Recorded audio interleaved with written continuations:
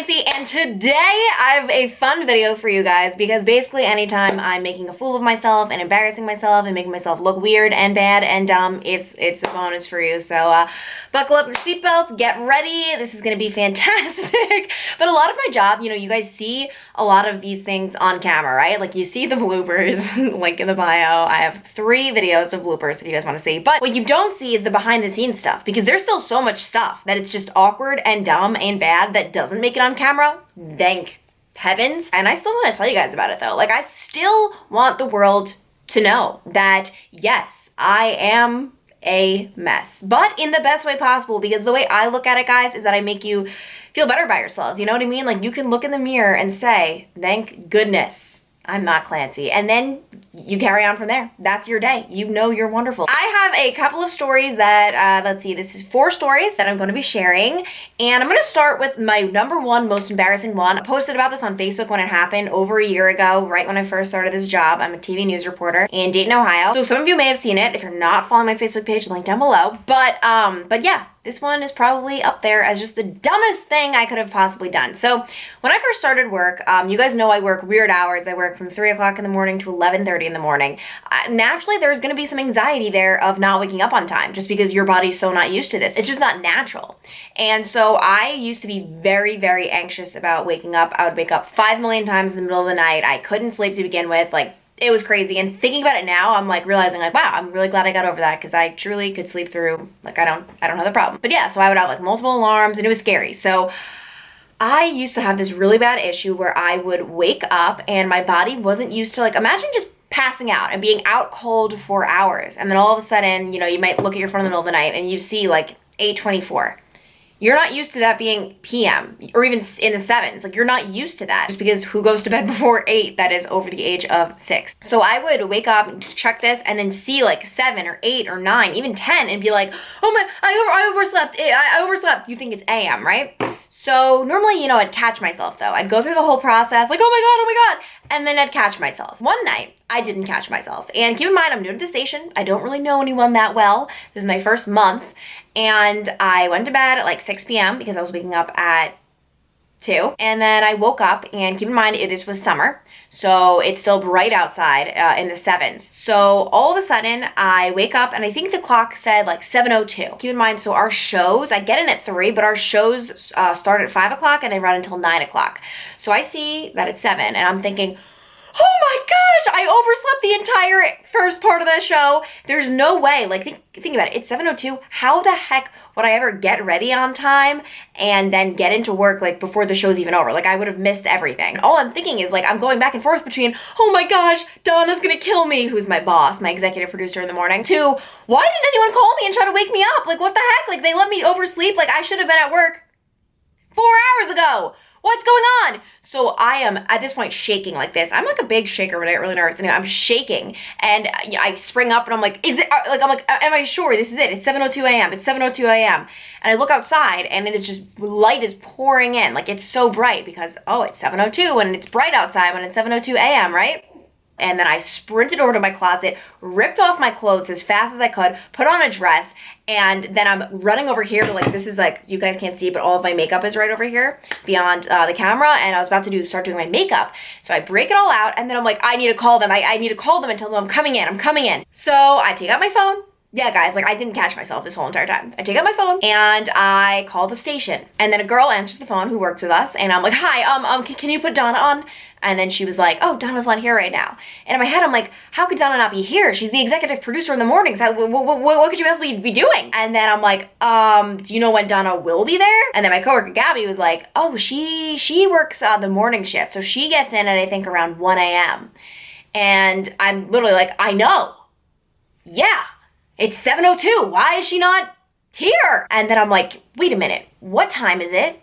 And then she goes, 7, whatever time it was. Let's say 7:15. 7:15 p.m. And I'm just like, are you kidding me? I had already said my name. She already knew who I was, that it was me. Relief flooded my body instantly. And I was just like, oh, I thought it was 7 in the morning. Thank you. Have a nice night. Put down my phone. I'm the new reporter who just called the newsroom in a panic. Everyone found out about it, obviously, and it was kind of embarrassing. But then I went back to bed Woke up at 2 in the morning, went to work. It was a great day. The next embarrassing moment happened right after one of my interviews. I was interviewing a guy all morning long, and he was so nice. Like, he was just such a nice man. And what happened was we forgot our tripod somewhere, like in the building we were in. So we walked across the street, me and my photographer, Kyle, and he met us across the street and like yelled to us like, guys, you forgot the tripod. So we came and we were like, oh my gosh, thank you so much. Like, that was so nice of you to come all the way out here for that.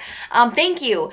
And so we say goodbye again, and he turns to leave, and I knew he was just walking right back to the building. So I paused like 5 seconds, made sure he was, he would have been walking. I'm standing right behind him. Like, so we left each other like 2 feet apart. I'm standing right behind him, but thinking he had already left. I go to Kyle. Oh my gosh, that is the nicest human I have ever met. I love him. And Kyle's kind of just standing there. And I'm just like, why is Kyle looking weird? I look behind me. The guy never crossed the street because there were cars coming. So he heard me say I loved him. Like, what? I looked like such a creep, but it wasn't like that, okay? But I felt weird and I wanted to die. This next one isn't really funny. Like, it's not. It's funny, but like, it's not. Like, it's bad. One time, Kyle and I were doing a very, very serious story about drug-addicted babies. Babies who are born and their moms are addicted to drugs, so then the babies are. And it was a very serious story. And Kyle and I wanted to do like kind of a fancy maneuver where Kyle was going to walk backwards and then he was going to walk backwards into a doorway. So let me demonstrate.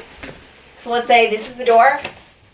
Kyle was filming me, like I'm here. Kyle's filming and he was going to go like this and then walk like that. Which, oh my gosh, I'm doing it now and it's hard. I don't blame the guy for what happened. You're gonna hear this. So we had this whole thing prepared and I did my intro, like drug addicted babies, blah, blah, blah, like really serious stuff. But then what happens is Kyle doesn't clear the doorway.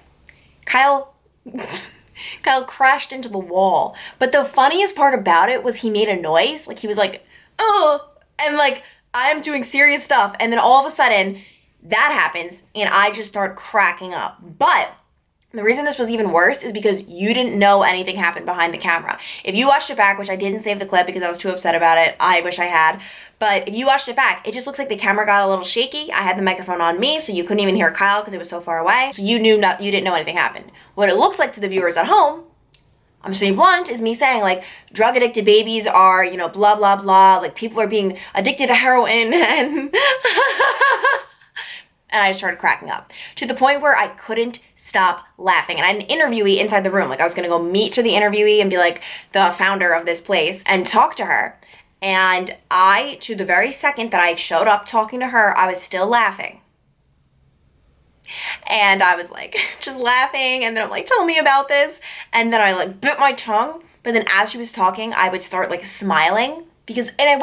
Trust me, like I wasn't happy, I wasn't laughing. It's just like I have a laughter problem. I really do, okay?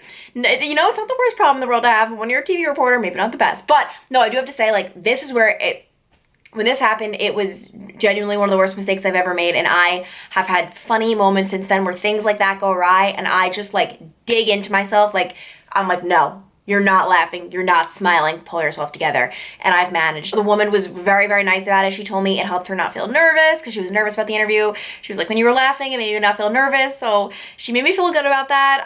But that was unacceptable. That was terrible. And I really was upset about that. But it happens. I was new. I was very new. It was my first couple of months here. And it happens, Hopefully I won't make that mistake again, though. That's the thing. You just got to learn from your mistakes. Right now I'm giving myself a pep talk because I'm feeling bad about it as I'm talking about it.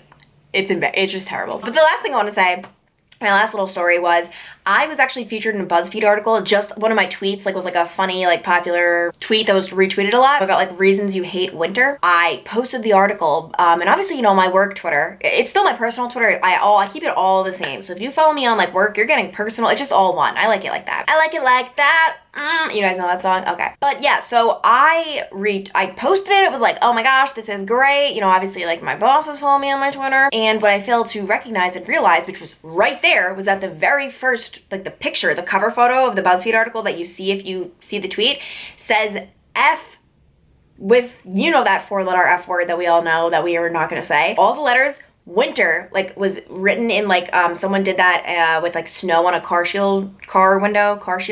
shield. And I retweeted it. And then I had to have my executive producer, Donna, once again, Donna saving the day, was like, Clancy, do you know what you just retweeted? And oh, by the way, she wasn't saying this Donna's the best. She wasn't being mean. And I was like, what? I was featured in a BuzzFeed article. Isn't that pretty cool? Aren't you proud of me? And she's like, Clancy, look at the cover photo And I was like, oh my gosh, I'm an idiot. And sometimes I just do not think. I hate myself sometimes, but honestly, you know what? It's okay. It happens. But yeah, those were my 4 stories that I wanted to share today. I have a lot more I could possibly share if you guys want. I love sharing embarrassing moments, honestly. And if you follow any of my social media, like my Twitter, Instagram, you see this stuff all the time. I post about it. I make it public. There's no point in hiding it. Honestly, life is too short to try to be perfect because let's face it, I'm not. It's probably shocking. You're probably like, what? No, I'm kidding. But yeah, and so that's kind of like the whole gist of my channel if you're new here. Like, I try to just be myself and not to try to put out a fake little image, which honestly, I don't even think I'd be capable of that if I tried. But yeah, so I'm gonna go. Hope you guys enjoyed this little video. Let me know what you want to see next on this channel. And for now, I will talk to you later. That was weird. Okay.